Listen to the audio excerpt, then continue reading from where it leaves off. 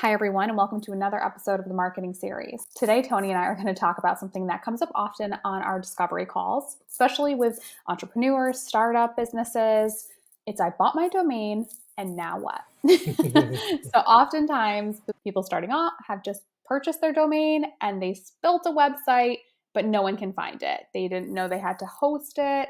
So, Tony, talk to me about like first steps. Ideally, if you just bought your domain, okay, you want to again start to build at least a page, right?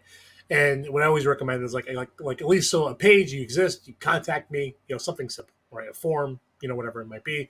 Make sure you have your number, a way to contact you, okay? So once you have that, all right. The only way Google will know that you even exist, by the way, okay, is that you do have to submit your website to Google, okay, and hopefully do some basic SEO, okay. So at least this way, if someone says, as an example, TonyCordeiro.com, your page will come up. If you don't submit it, Google has really no way of finding you. So basically, what you need to do is like, hey, I live at this address, right? Come see me, right? And then Google goes, yep, you do live at this address. Let me at least index that into my street address, right? Type thing. And now if someone's searching for that address, at least your page comes up, and you kind of go from there. So at minimal, that's kind of what you do, and that's where people forget. Mm. The other thing too is they also forget that not only do domains cost money, right? So depending on again, if it's something generic, right, um, $9-10 a year, depending on where you're getting it from.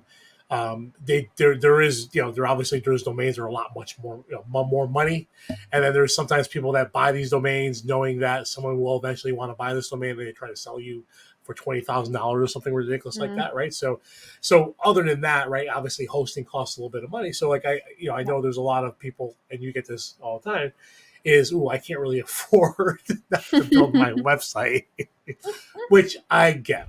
Okay, but Mhm. when you do start a business, you do have to. It's an investment. Yeah, there are certain expenses that you have to invest in. If you're a business, there are some basic things that you need, like an email, right? You can get away with a Gmail account for Gmail. Like, don't get me wrong. It just looks more professional than if you had a Gmail. Yeah, yeah, no, absolutely. So, um, now again, like when I started, like I'll give you an example with my DJ business. Carlos and I, we started doing gigs before we even had a name and things like that. I feel like that happens most of the time. You're like doing something that you're passionate about or that you enjoy doing or that you're handy. And then all of a sudden it's like, I could do this on my own. I could start Yeah. my own business. And that's generally how it starts for most people. It's like, let me turn this into a business. And that's cool, right? Because again, what the cool thing is like, because again, you don't really have any expenses, right? So anything that you're making, right, you can start to put it to the side, because again, you're going to have all these additional costs, when you start to kind of do stuff like that, right? So that's kind of what we did, right? And then all of a sudden we came up with a name, right? CNT Entertainment, right? And luckily that name was unique enough where, we were able to find the site, right? Where we ran into a little bit of problems is when, you know, a couple years after, we're like, oh, we should probably have a Facebook, we should probably have an Instagram and things like that. Sometimes some of those names were already taken by other companies, right? Because we are not the only CNT Entertainment in the country, as an example. So we had to come up with creative ways to either put CNT dot entertainment. To create a social media handle. Yeah, and there's tools, by the way, on the website that you can sit there and say, you can put a name in it. It will search every possible search. They'll do the web domain search. It'll do all the social media search, and it'll come back with results to say, hey, this name is available on all of these, but they're already taken here. And again, if all you care about is Instagram and Facebook as an example, and the other ones are taken, like who cares, right? Type thing. But if you're looking to grow, your audience using these other platforms, it might be important enough, to make sure that, maybe I shouldn't use that name because I do want to have some kind of consistency, when it comes to that. What are some recommendations you have for someone who is completely new starting out? Obviously, you've started multiple businesses. Like most people are going to not have a ton of money, right? So I listen. It just like I said, I would do the basic, right? So like have your one page site, right? What you want to do if you get yourself into a business that has multiple services, as an example, right? You want to at least have a page for each one of those services, okay? And once you've submitted to Google, Google will crawl your site so often. So even if you add another page, you don't have to go, you don't have to go index or tell Google about this new page. You can if you want it to get indexed faster, meaning if you want Google to find that page faster, right? But I would say like, you don't have to overcomplicate your site, but again, just, build your site, 4 or 5 page site, basic site, things like that. And then like, again, here we go again, right?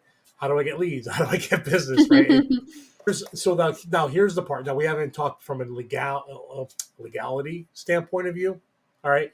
So again, I'll just use myself and CNT as an example. We operated for a couple of years, under without having an LLC because we weren't doing a ton of gigs. Okay. Any income that we were making, we obviously submitted to we pay taxes on the money, right? Because again, I can still submit things under my personal social security number as an example, right? As long as I'm reporting the income, you're good. Okay.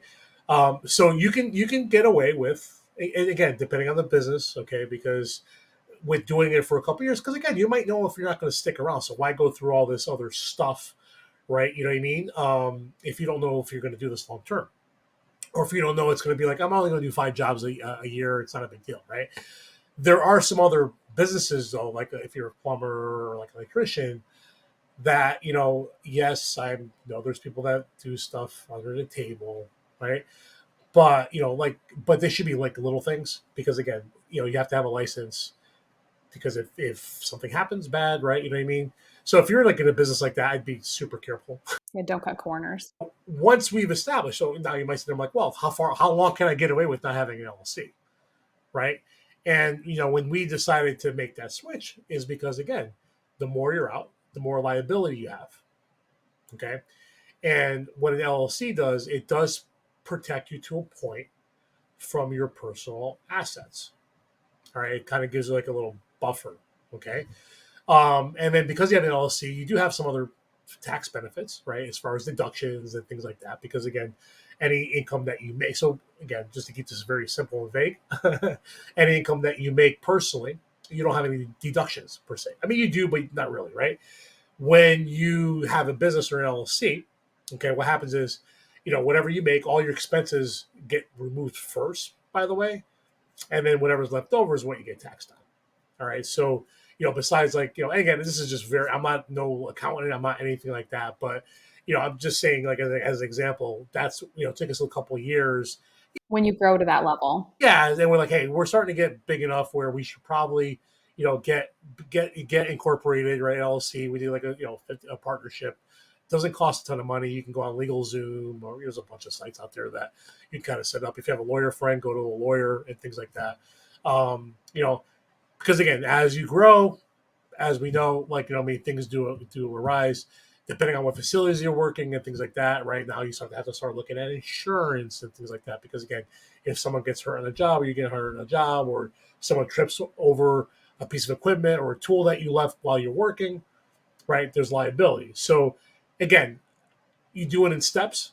That's what we did, right or wrong. You know what I mean? We did as needed because again, we didn't start with a ton of money, and as we grew, we kind of slowly kind of got some of these systems in place. Yeah, which is the case for most businesses and people when they're starting out. It's a slow succession of, okay, what should my step one be? And then what do I do from thereafter? Truthfully, like when Carlos and I started our DJ business, it was just the intent of us going out and having a good time, right? You know what I mean? Like kind of a cool way to make a little extra money for our families and go on vacation. Never could have imagined it turned into this pretty big business. Like 15 employees. It's really cool, right? Some of my other businesses, right? I had that intent that this is going to be a business. So like right from day one, I started with my LLC. Right once I got my name, I set up with the website. So again, I got that all online. I already had money set to the side because I knew things were going to cost and things like that. I knew I had to market. I knew I had to do all these things. So I did predetermine all that up, on the front side because I knew what it took to kind of start the business. So like, moving forward, that's what we do, right? That's what I do now, right? But if you're first starting off, and again, I remember, we hear these conversations, right? Well, I don't know. I don't have any money. And like, oh man, I got to market, and I didn't know hosting costs money, right? So you know what I mean? Like, listen, I think most entrepreneurs, most small business owners have been there. You know what I mean? So we can kind of relate your pain. So what are some recommendations you would give to them? try to, I don't know, like get a mentor or something, right? You know what I mean? Somebody that, has started their business, right? Where you can kind of bounce things off of, right? Obviously, you can go on Google, and there's a ton of stuff on Facebook too. I mean, I'm sorry, YouTube and stuff like that, as far as videos, right? But get a mentor, you know what I mean? Like, and maybe they can take underneath your wing and kind of help you along and stuff like that, and give you suggestions and things. So, right. Don't know what you don't know. So having someone who has that experience, who started a business, they can kind of guide you in the right direction and give you all the information like you're doing right now.